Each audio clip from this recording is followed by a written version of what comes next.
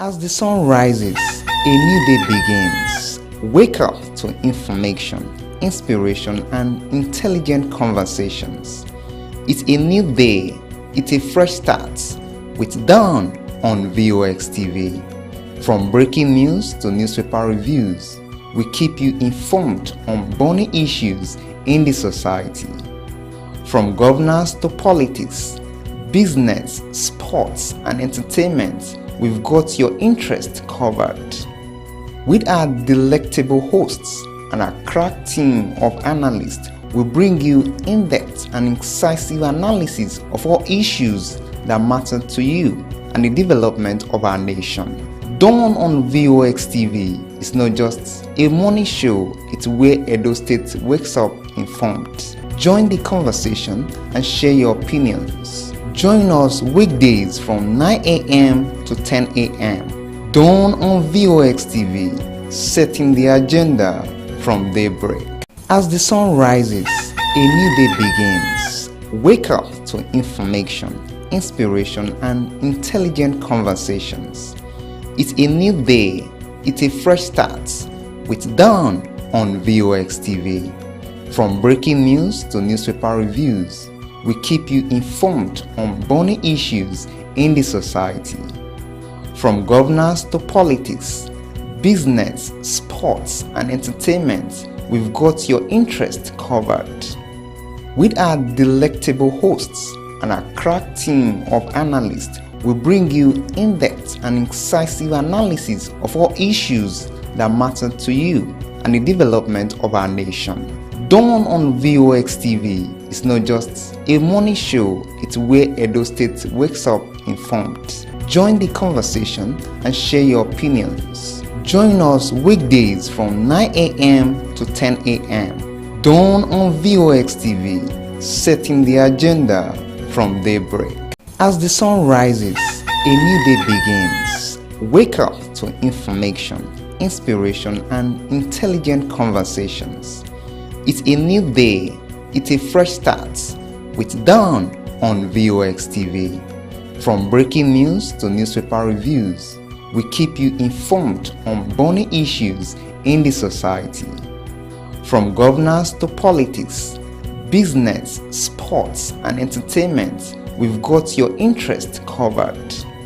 With our delectable hosts and our crack team of analysts, we bring you in-depth and incisive analysis of all issues that matter to you and the development of our nation.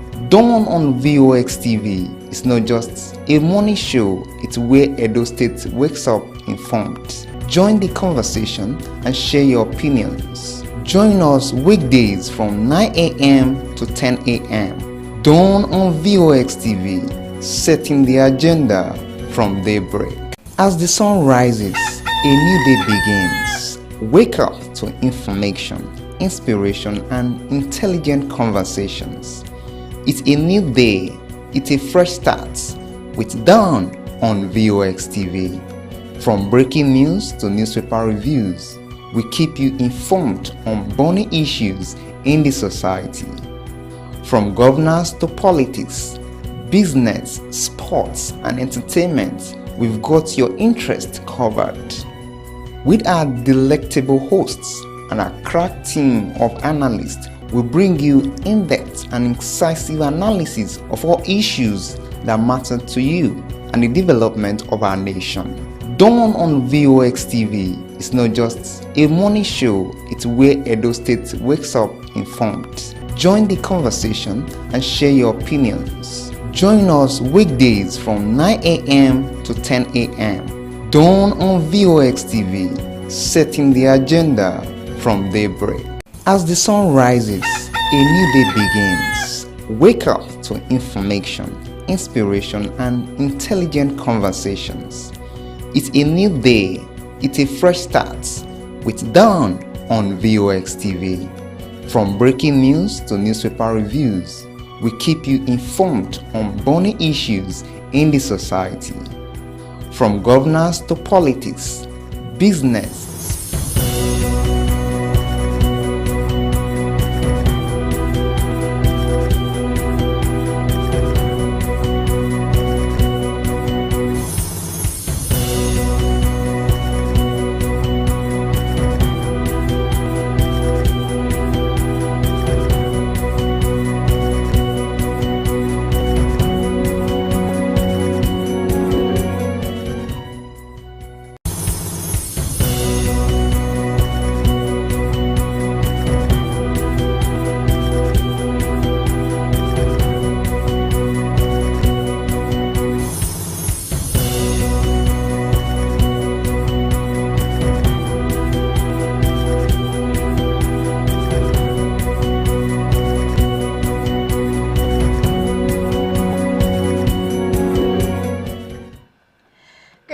morning, Benin City. Good morning, Nigeria. Yes, it is the 27th day of February 2026. And it's just like yesterday when we said Happy New Month. By tomorrow, the month of February will be coming to an end. Wow. Indeed, how time flies. That is why each and every day it's important that you do that thing that you have told yourself you want to do, because like the saying, time waits for no man.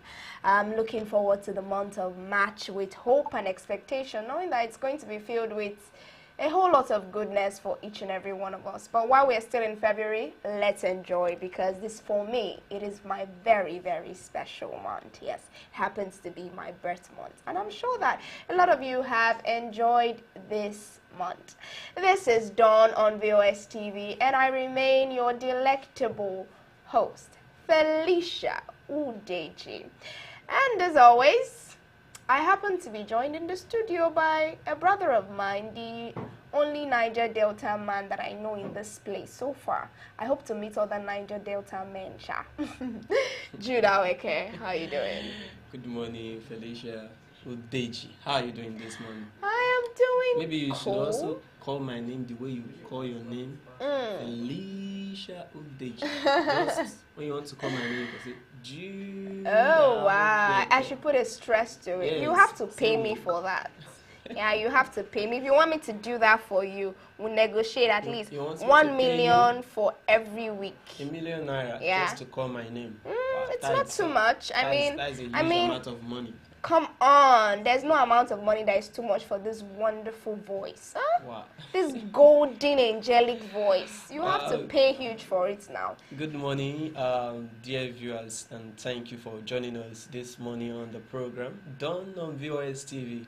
As usual, you know, Dawn is your #1 program where we expose you to stories that are making the wave, top political stories, economy, business, every sector. Yes, stories, we don't just expose you to them, we take a look at them, giving you an analysis of these stories. Alright, so it's good to have you on the program again. Yeah, indeed, it is good to have you join us this morning, Benin City. And quickly, we're going to be kicking off with the newspaper review segment of the program, looking at headlines making rounds across national dailies. Do stay tuned after this break.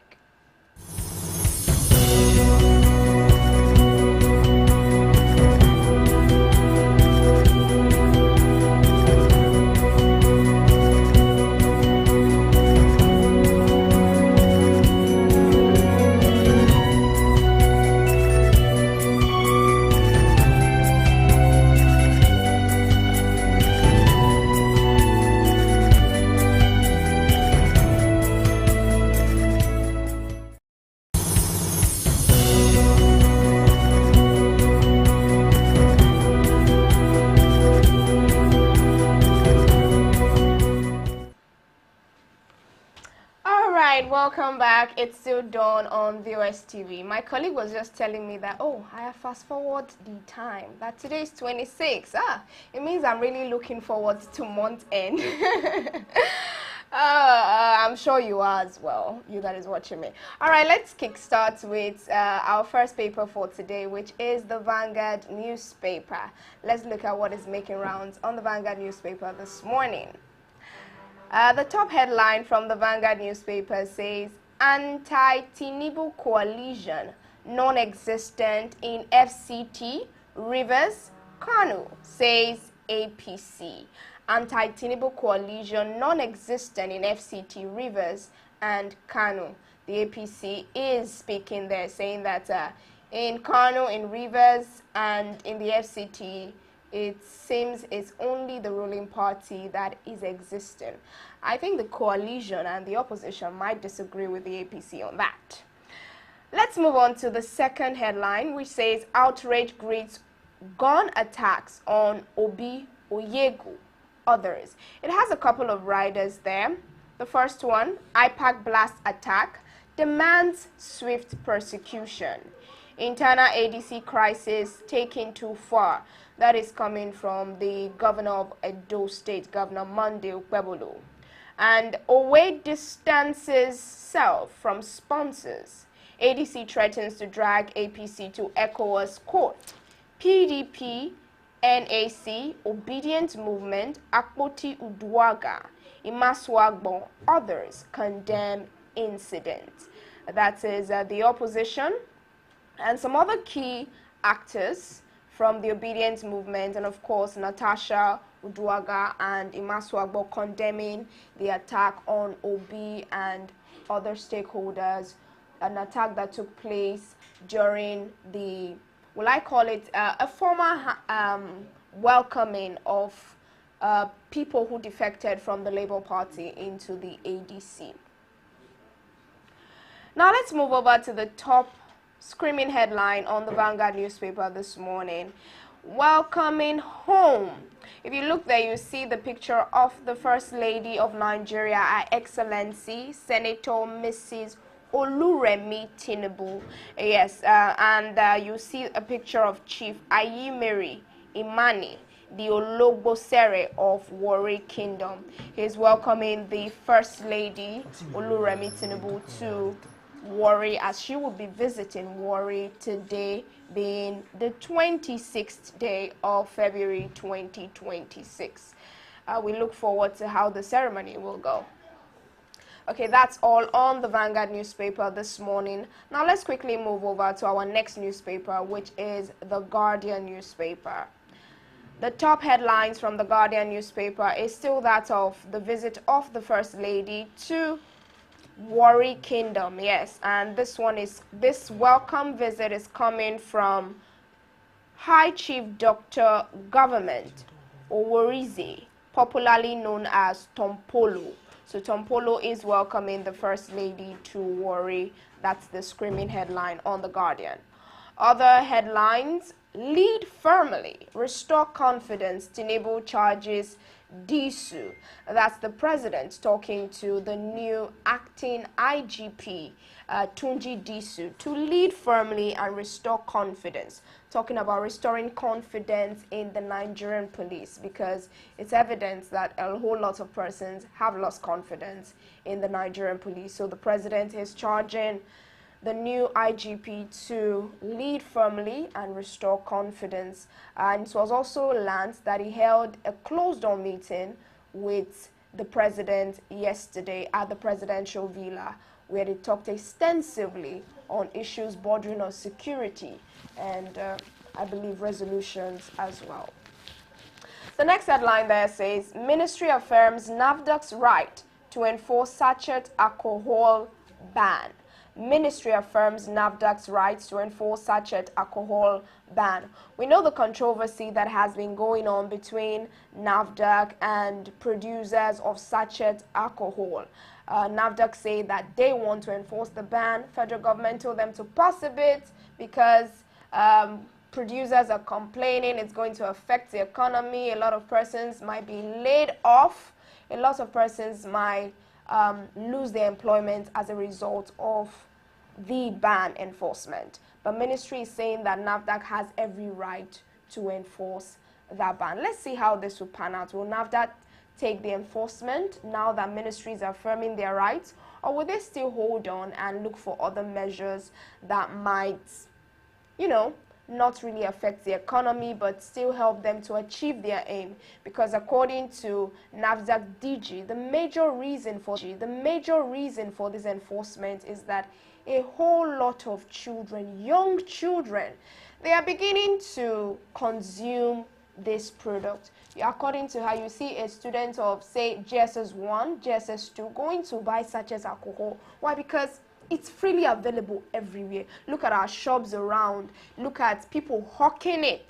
So these young children can easily get access to this substances, and it is not good for their health. It is not good for them. So this is the major reason why the DG is saying that let's enforce a ban on the sale of sachet alcohol. That way it will limit children access to this. Well, let's see how it pans out. Let's move over to the next headline, which says Nigeria underutilizing regional duty-free treaty, says ECOWAS. So the Economic Community of West African States there is talking about how Nigeria is not utilizing properly its duty-free treaty, that is the treaty between the other ECOWAS countries. Let's see if that will spawn them to take advantage of it. Now, the other headline, INEC reviews timetable, APC consolidates as 2027 race begin. INEC reviews timetable, APC consolidates as 2027 race begins. That is all from the Guardian newspaper. Do well to get a copy and read any of the stories that catches your interest for yourself. Let's now move over to our third but last newspaper for today, which is the Nigerian Tribune. Let's see the headline making rounds on the Nigerian Tribune this morning. The first one there says, Kwankwaso, Makinde in closed-door meeting in Ibadan. And I'm wondering, what kind of coalition is Kwankwaso and Governor Makinde, talking about the governor of Oyo State, forming? It means a lot of things are cooking in the political space, and we should be expecting a whole lot come 2027. Speaking about 2027, the next headline there says 2027 Catholic bishop warns against use of state institutions to manipulate elections. Catholic bishops warn against use of state institutions to manipulate elections. And the screaming headline there says gunmen attack Ondo Church, abduct 6 worshippers. Gunmen attack Ondo Church, abduct 6 worshippers. That happened in the early hours of yesterday morning by 12:30 a.m. to be precise. Yes, it was reported that unknown gunmen attacked a Celestial church in Ondo where they were holding their routine morning praise, and they abducted about 6 persons. One of the kidnapped victim was freed, and 1 suspect was arrested, and police are currently making efforts to see how to free the other persons that were kidnapped. Other headlines still on the Tribune newspaper this morning. Tinubu to Disu, you have my full support. Restore peace, lead firmly but fairly. Tinubu to Disu, you have my support. Restore peace, lead firmly but fairly. Decorate him as acting IGP. I will prioritize welfare of my men. Curb impunity, says Disu. Sanwo-Olu, PCRC, LASU, NAFERT, Kejita's loud is appointment. So a lot of people sending him congratulations right there. Now to you viewer watching us this morning, how do you think this new IGP of police, talking about Tunji Disu, will perform? Do you think that there will be improvement in terms of policing? Yes, policing effectiveness. Do you think that this will actually mark something? This will be the beginning of a greater milestone as police concerned. What do you think? Do you think this new acting IGP will perform to expectation? Are you expecting anything different from him? We'd like to hear from you this morning. And with that, we would that would be where we would drop this. But I would also like to hear from my colleague in the studio. Yes, Jude. He said I should pronounce his name well. But it's going to pay me after this. It's going to pay me after this. Jude Aweke. So, regardless... Yeah, I actually, it interests me very well when you call your name. The way you call it, it's really captivating. Endearing. I beg, according to in our local parlance, no, they whine me, Joe. No, I know they whine you. No, at this point, they whine me. They whine me. Now, let's get down to business. Talking about the appointment of Tunji Disu as the new IGP. What do you think? Kudos to the president. Firstly, congratulations to Disu. I think the appointment is well deserved because we've seen his track records, so it's well deserved, and we just encourage him not to, you know, perform beyond or rather below expectations. Okay, he should ensure that he justify the confidence reposed in him by the president by performing effectively. He should tackle the cases that needs to be addressed. You know, we have cases of insecurity in the country.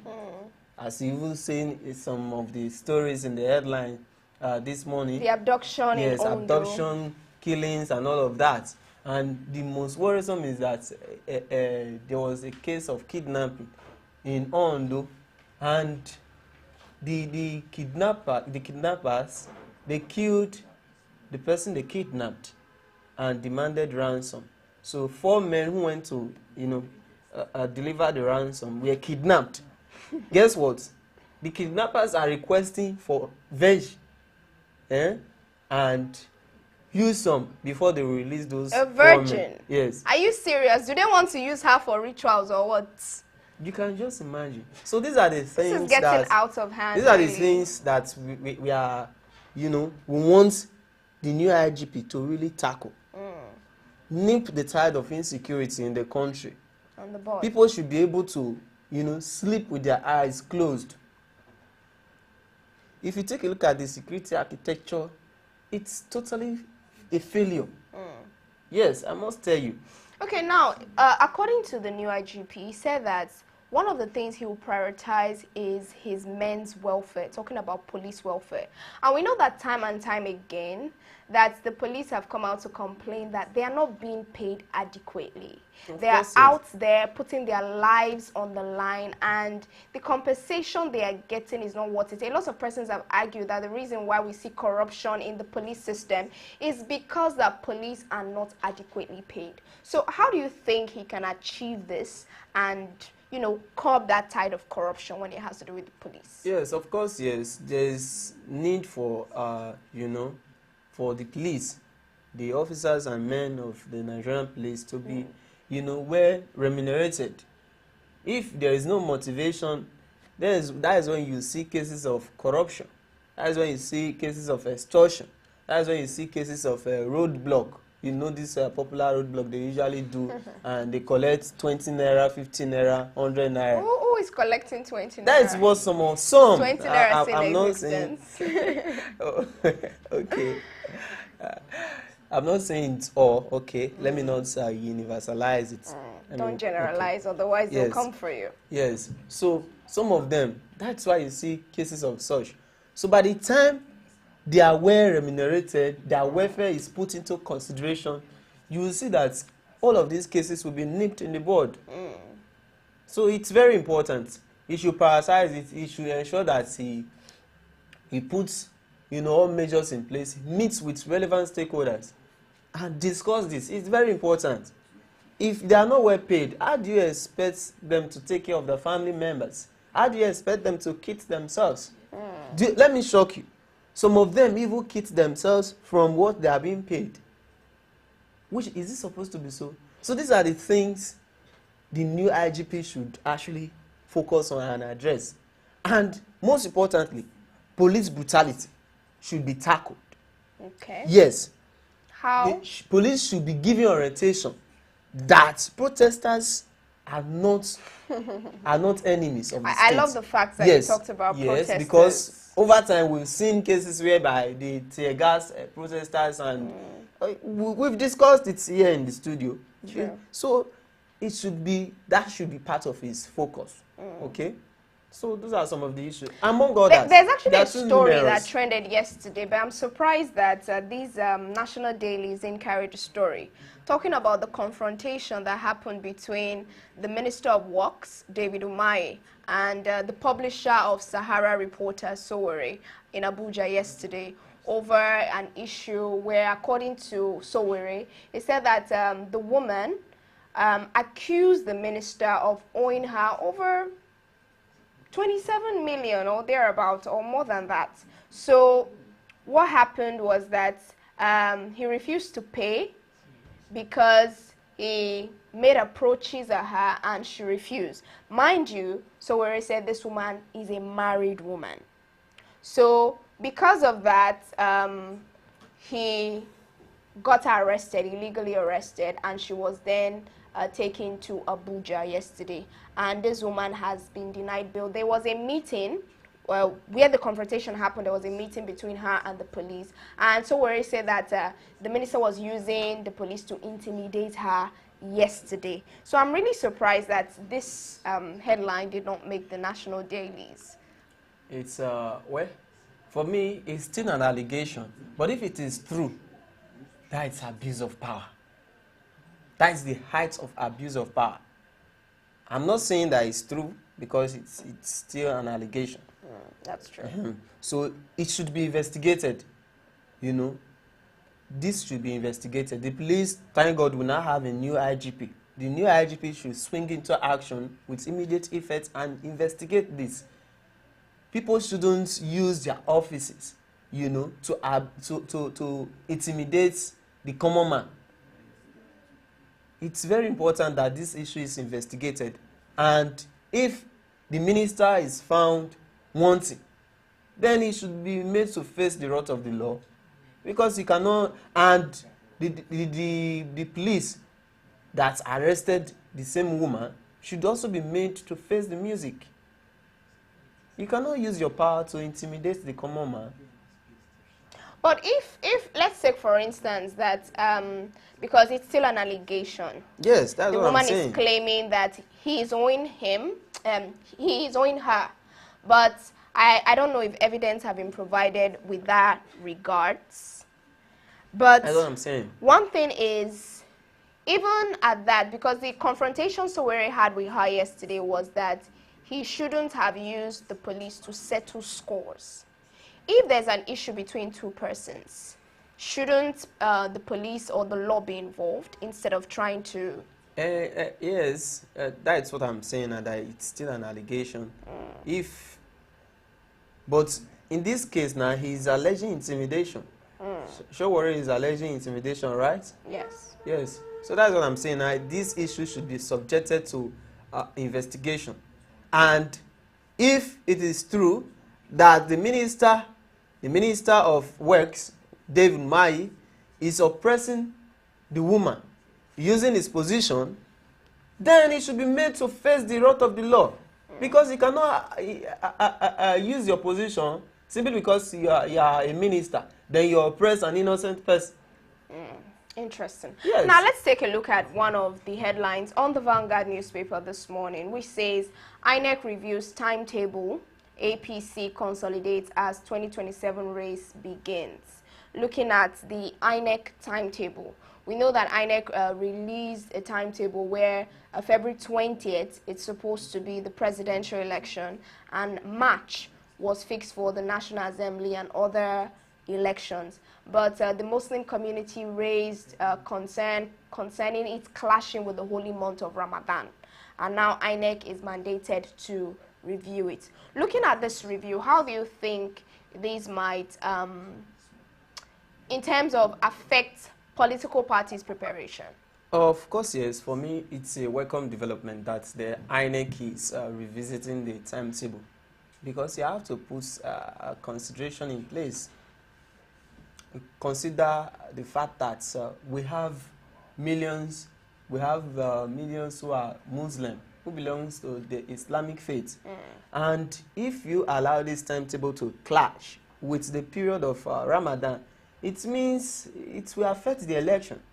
Do you understand? That's true. It will affect the election. So, mind you, it will not affect any political arrangement. There's still time. There's so still you feel ample political time. parties still have time to prepare? Yes, there's ample time for them to make adequate preparations ahead of the 2027 general elections. There's adequate time. Yes. Okay, now let's also look at this one coming from the APC there, whereby they said that in Kano State, in Rivers, and even in Abuja, there is nothing like anti-Tinubu coalition, which means what they are trying to affirm is that these states have now become a one-party states. You see, these are some of the issues that we talked about, that we are talking about. That when there is crisis, like you see what is happening in Edo State at the moment. Gunmen attacked the ADC stores, some ADC stores, and they are alleging that the APC masterminded it. They are basing their arguments on the fact that they've been receiving threats. They've been receiving threats that ADC doesn't exist, is not in existence in the state. That there's only one political party in the state. You see, when politicians speak unguardedly, when there is crisis, they will be accused of masterminding the crisis. Politicians should be mindful of their utterances. I'm not saying that APC masterminded that attack. I'm not saying, because the police is still carrying out investigations. So by the time they are done with their investigations, they will bring out who is responsible. The person responsible will be, the perpetrators will be fished at. So, but politicians should be mindful of their utterances. We are not in a one-party state. This is a democracy. We are in democratic setting. But don't you think that they're making the statements based on the results from this election? I mean, for the FCT council polls that took place, APC got about 5 out of 6 seats. And even in Kano and in Rivers, APC also won the election there in terms of majority. Don't you think they are basing their argument on these results?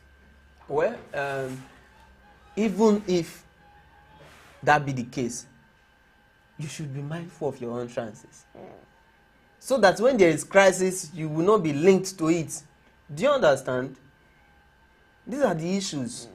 You can see this, the screaming headline on The Guardian this month. That's true. Outreach. That's these are the issues. These are the issues. We are not operating in one-party system. We are multi-party. So you're saying that regardless of the results, that they should still acknowledge the fact that there are other parties. Yes, there are other parties. There are other parties. The fact that you are the ruling party doesn't dismiss the presence of other political parties in the state. That is how it works.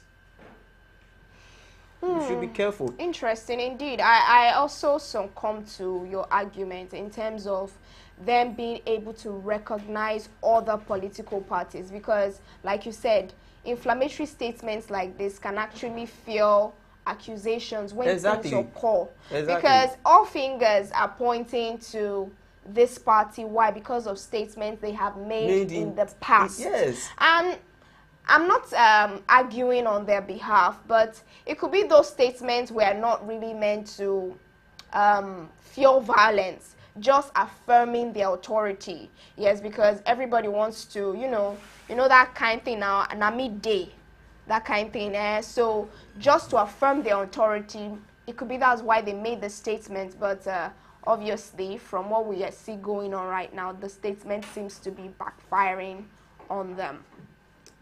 All right, so it's really been an amazing time talking about the stories that made the headlines on the newspaper this morning. It is still Dawn on VOS TV, and coming up next is our discussion segment. We will be having a personality who will be talking about a very important issue. So we'd love you to drop your comment even while you join the discussion. It's still Dawn on VOS TV, and I am Felicia Udeji. Stay tuned. By this time, these people are not here. Is this supposed to be today? That's my special day. Which kind of wahala be this now? Where the people where you call for camera now? See, people don't sit down, they wait. And over see cameraman by this. Maybe tire you, I beg. You don't know, so you supposed to. The person where you call. They tell me say that they say they're liable. MC Papilo, come. I beg, leave me. Which kind of calm down be that? If now you go calm down. See time. Party don't almost start. Today na my girl birthday. Those people cameraman, I never did that. They call the night, no they pick. Not be laughing matter. My brother. See, let me tell you that they say, if you want to use cameraman, call cameraman where they reliable. Use cameraman where you don't see work when they do because But what you see, you're supposed to believe. Call cameramen wey get good equipment to work for you, so that if you dey watch your party tomorrow, you no go regret the money wey you spend for the party. Now make me dey introduce to you that day say call VOS television. If no be VOS, my brother, e no fit be like VOS. You know them, my mother burial. VOS don't be 6 o'clock till the end of the burial. From morning till night, they dey with me. They are reliable, they are trusted. If not be VOS television, e no fit be like VOS television. As we still there so now, time still there.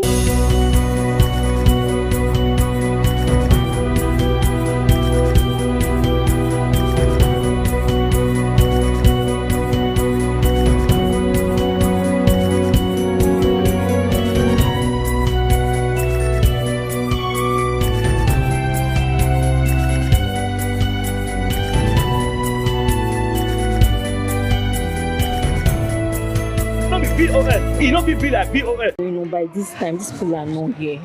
Is it supposed to be today? That's my special day. Which kind of wahala be this now? Where the people where you call for camera now? See people don't sit down, they wait. I never see cameraman by this time. When you tire, you are beg. You don't know so you supposed. The person where you call, they tell me say that they say that live. Thank you for staying with on the program. Welcome to the discussion segment.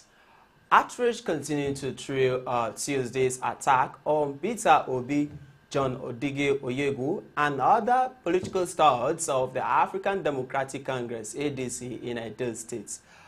Yesterday on the program, we examined the issue with the ADC and the APC spokespersons in the states. Now, beyond the accusations and counter-accusations, we take a look at the issue today. We continue from where we stopped the conversation yesterday. But this time around, we are taking a look at it from civil society perspective. What is the implication of this attack on the civic and democratic nature of the nation? We're joined on the program by Comrade Solomon Ijogbe. Comrade Solomon Ijogbe is a civil society activist in Benin City. Comrade. My pleasure. Good morning, and the viewers at home, very good morning this morning. Good morning to you. How are you doing this morning? Not bad, thank God. It's good to have you on the program. My pleasure. So, what's your initial reaction? Let's set aside all of the accusations and counter-accusations by the APC and the ADC, on who perpetrated the attack on Peter Obi, John Oyegun, and other shiftings of the ADC in Edo State. What do you think this portends to the image of the state and the political setting in general? Very dirty, very unhealthy, very undemocratic. I must say this very quickly. It is not about a Peter Obi, a John Oyegun, or an Olumide Akpata. It's about the sanity, the security, and peace in Edo State. Until recently, Edo State have always been known to be peaceful states. Until recently. I said until recently because, yes, there might be skirmishes left, right, and center, but not that type that would say has become a threat until the last election that took the life of a police officer at the Benin airport. Yes, political rascality is not just starting anyway. We've been saying it, ballot box snatching, attack, but it has not been that deteriorated. Because you know why I said that it started mostly there? The commissioner of police was at the airports. Coincidentally, just sincerely, was just returning from a CSO engagement relating to the Edo politics from Abuja. There were about 8 of us that landed that day. And we saw the scenario quickly. Shortly after we left, we started hearing the gun blazing. So what I'm saying is that why the CP was very much present. Now, why I said it's not about a Peter Obi, it's not about an Olumide Akpata or a John Oyegun, is that it has become, it is constituting nuisance. Imagine what happened at the MOA the other day. As much as from the civil society and we follow the public hearing at the House of Assembly over ownership, including that of the Radisson Blue Hotel, we were not pleased by the so many things we had. You know, confessions from civil servants, how they were coerced to do certain things. We hold our positions. But we're also very careful the way we react to some of these things because of the so many political colorations and political misinterpretations. But that image of Edo was battered because we had like 5 presidents in Benin. You know, having an ambassador in your state, it's as though you are having a president of that country. Yeah, because they are president at their own rights. Yes. Is that a commissioner, a civil commissioner in Edo state government, is a governor at his own right. Because with the issue statement, it will be Edo state government does this. So, point I'm trying to make is that we must try to do whatever we do within the confines of the law and ensure that it brings peace and progress to the Edo nation. Now, I didn't quite like a lot of things I've been saying, both on social media. Do you know that it got so bad that at some point, the civil society groups at some point made a visitation to some of the security heads to just have a conversation around leadership and the need to call certain persons within the political space to order. It's not our business when you play politics. We don't use comments that will be derogatory, inciting violence, you understand, or calculated to create more tension. We have read so many posts on social media platforms. For instance, you can't put politics aside. You can't dismiss the fact that there is an opposition party in the states called ADC. Yes, there are other opposition parties, AA, AAC, PDP, and all of that. But most of these people now are conglomerating, as it were, under the ADC. And when anything happens, the first negative, in fact, if anything negative happens to that party, the first fingering will be to the ruling party, whether rightly or wrongly, you understand, whether they actually are the perpetrators or not. Because sometimes the politicians play to the gallery, they overplay it. But that ruling party must be careful about their comments so that it is not misunderstood for political rascality.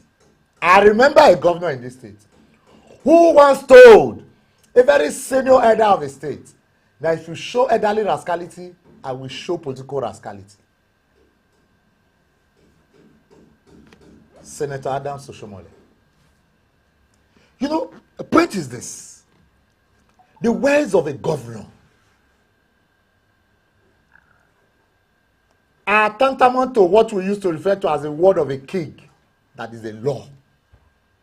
We understand that before the word of a governor becomes a law, it must go through the refinements of the house, you understand, and all of that, and making it being passed into law. But there's a fiat that can be seen as a law. You understand?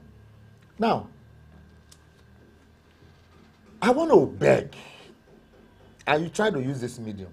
We are not interested in, because I was listening to a sister station radio this morning, and somebody was saying, why would they just be saying Peter Obi, Peter? Was Peter Obi the only person there? He's not just a national figure.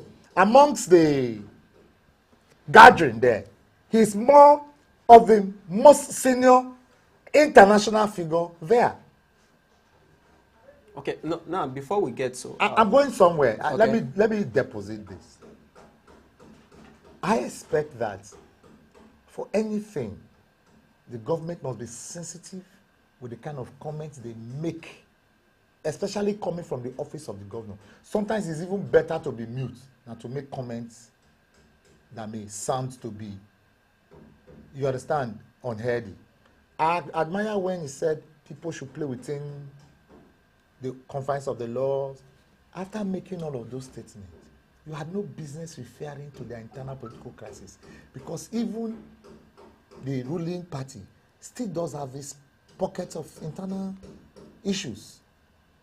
Allow the security agencies come out with their reports to say this is where our investigation is leading, so as you are not seen to be, because there's this palpable belief that the security agencies or heads of security agencies are working for the governor, which may not be true.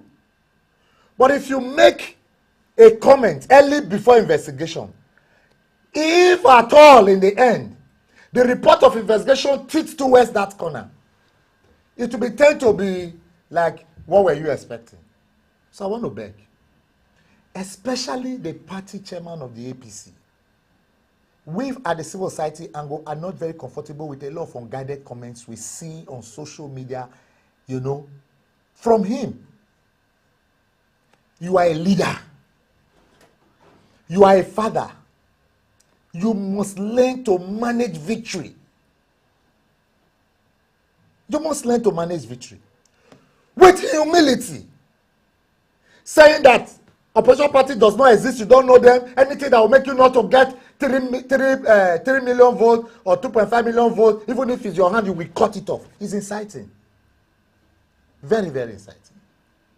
So, we must all learn to manage. And I also want to advise that people should not jump into a conclusion to begin to point accusing fingers without verification that it might just be. Yes, probably. But let us also, you know, as we hurry, let us hurry slowly so that we are not misguided and misinformed.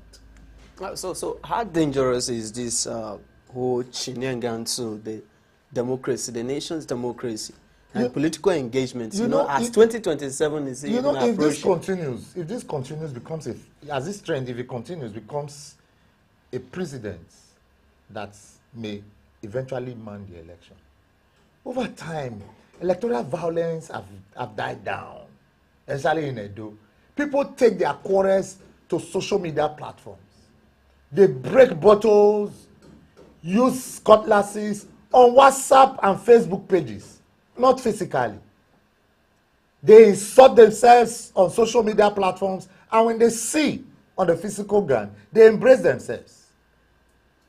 Those ballot box snatching has gradually phased off. And we would not appreciate, or would rather not like to see, you know, us going back to Egypt, because it portends danger. If it continues, it means that we will be expecting violence in 2027. If for any reason, the acquisition of the ADC is correct, you will expect that the ADC will also go and organize militias as a means of counter-attack. And if APC isn't the one actually perpetrating it, you understand, and is actually as claimed by them that it's an internal thing, they will need to also quickly go and mobilize that. If internally they can do this, you understand, they could do more on opposition. So it's a two-way thing. And which is likely to snowball into crisis, high insecurity.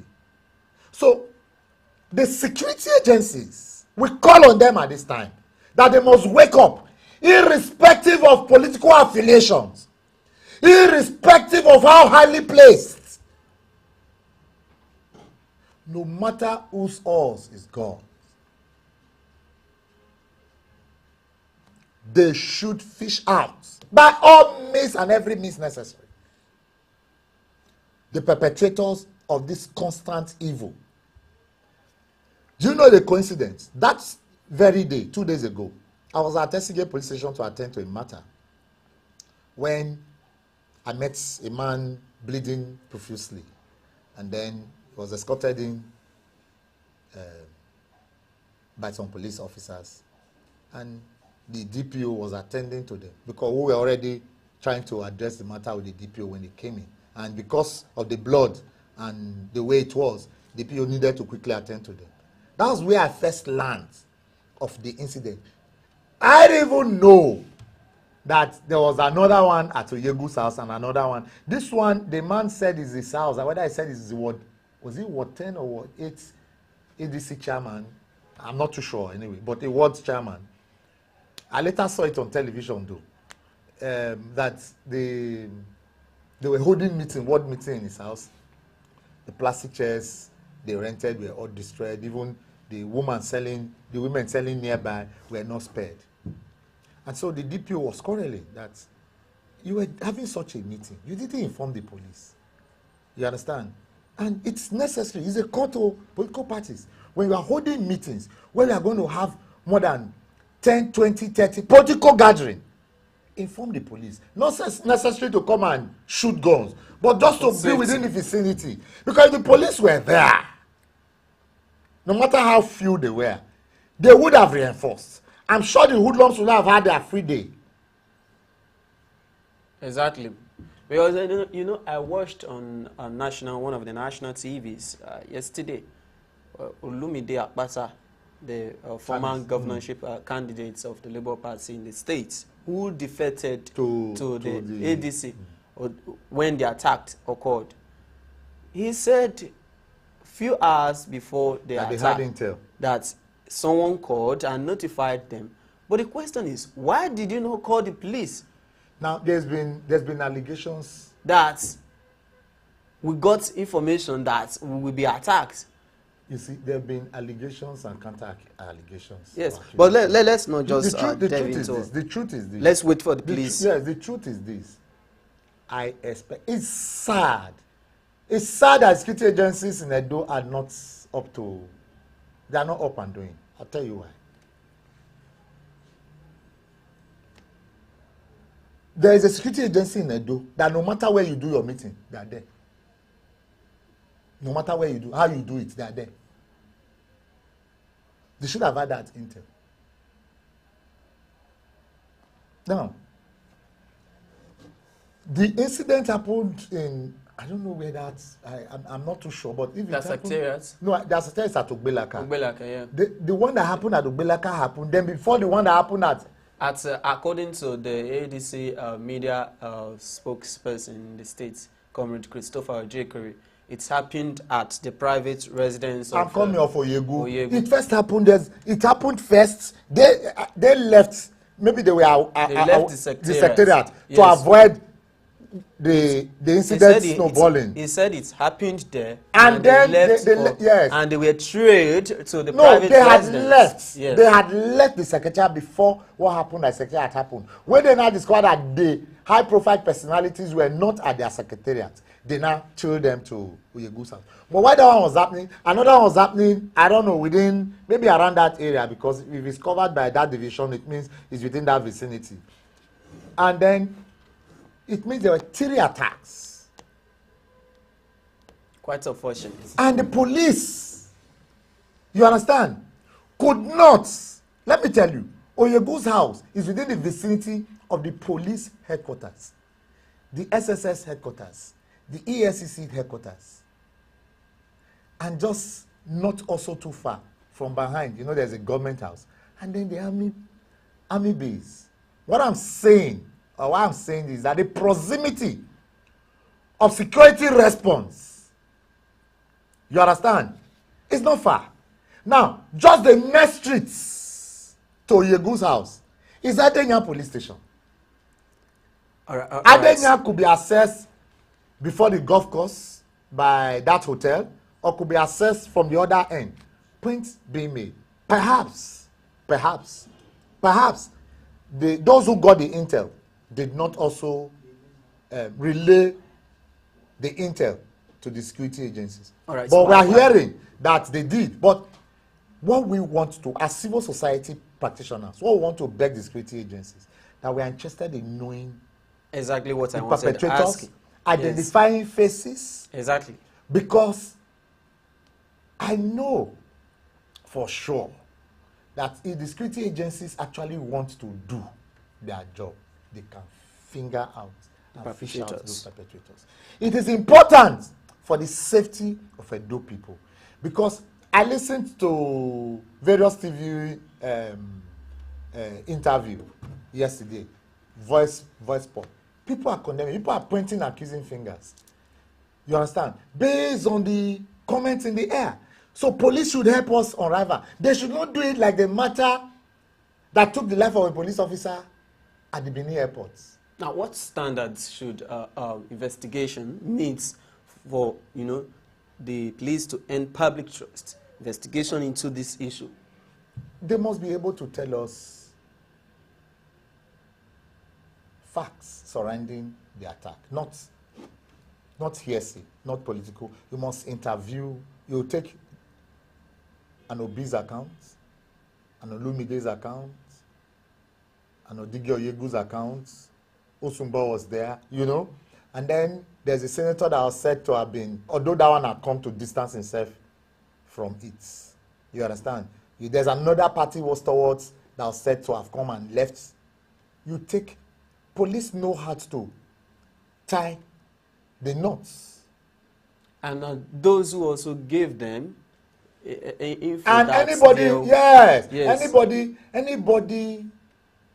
even if they don't want to divulge the person who gave them info for security reasons. Yes. But they must be able to tailor it exactly. that will lead to the next intel. Because people would have died. For instance, what the former Labour Party candidate said about Stampede, if it happened at their secretariat, it was possible that Stampede would have killed somebody.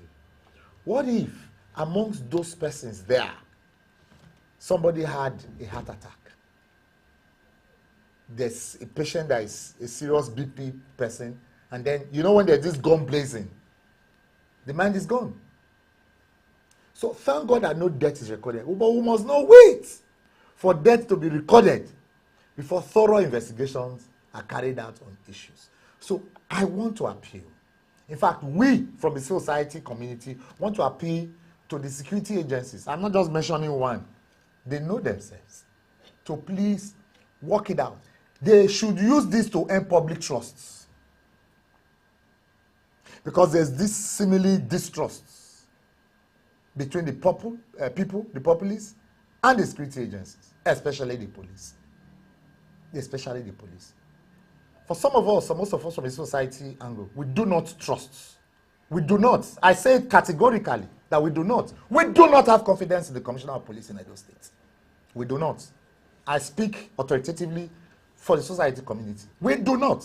Why? Oh, a lot has happened. A lot has happened.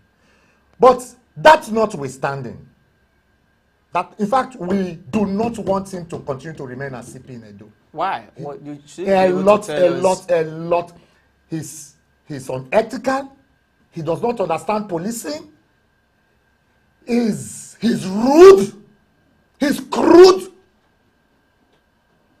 In fact, we see him as the worst, most unethical police commissioner ever. And at some point... Is this as a result of this incident? No! The man is just...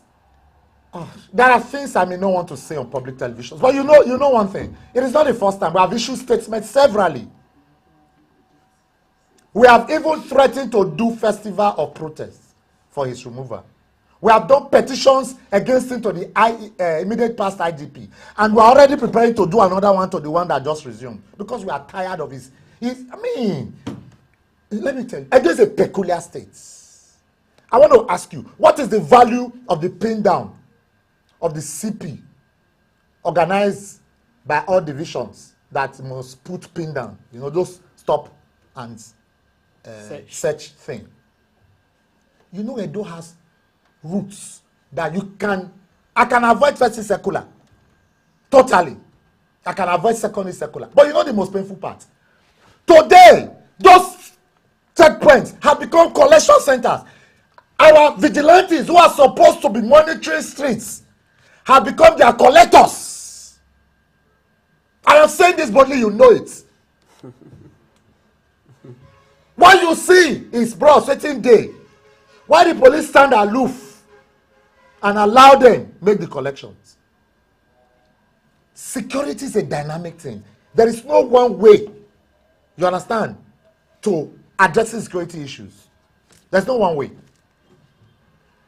We don't expect you, if you take this, it doesn't work, take another way. And we expect a community policing policy that must allow the people contribute, communicate, interact with security agencies. I tell you, and I'm able to say this, that Commissioner of Police, as it stands today, is not in tandem with his officers. What is his relationship with his management team? I dare ask, even on public television. You see, so the point I'm making is that we have these grievances over you saw the way he went on raids, raiding Benin City and picking innocent sons and daughters of Edo, sending them to prison on trouble charges of kidnapping, murder, and courtesan. When you have not done investigation, those are part of the issues we see. So for me, so that we don't deviate, the issues we're talking about is actually. So what warning signs should Nigerians, look out for that suggest that political violence is actually on the way as 2027 approaches? And what are we supposed to do at this moment to nip it in the bud? Let me tell you very painfully. So it doesn't... let me tell you very painfully. If this level of insecurity continues, perpetration continues, there will be serious voters' apathy in the next elections. You know why? Nobody wants to die for anybody. So we must be careful. And I want to beg. We want to sincerely beg that it is our time that we begin to hear good news, progress coming from security agencies as to perpetrators of crime. Because if you allow them go based on how poorly placed the individuals are, there will be no safety. And so it does not portend anything positive for our political dispensation. Election is just around the corner. I'm sure before the end of this year, you will see a lot of drums rolling, payloaders, jingles, and all of that. And if this insensitive and rascally behavior of politicians, whether from within or outside, whether cross or counter, because as it stands, those of us who are bystanders and watchers, we are yet to understand actually what is happening. But we beg the security agencies to guide us. If they come out with facts, we should have heard that 2, 3, 4 persons have been arrested based on intel. You understand? Who is leading the police, to unravel the details, no matter how highly placed. We want people to be used as scapegoats, so people will learn that nobody is above the law. All right, just before we go, what's your advice to political actors and politicians, political parties, governments, and security agencies, states? Our advice is that they should play within the confines of the law. They should realize that nothing lasts forever. Nothing lasts forever. Nothing. That position is transient, even life itself. So, they should learn that nothing should be worth taking human life for, just to attain political power or political authority. All right, thank you very much, Comrade Ijogbe, for your contributions on the program this morning. It's really nice to have you on the program. Thank you. My pleasure. Thank you. Yep. Well, the conversation doesn't end with political parties and politicians, political bigwigs, trading words, accusing and counter-accusing. It continues with citizens asking hard questions and demanding accountability. As 2027 approaches, political actors and politicians must understand that when they lock on, democracy suffers. Therefore, they must put hands on deck and ensure that they play decently. And that is where we round off the program this morning on VOS Dawn. Thank you for joining. Bye for now.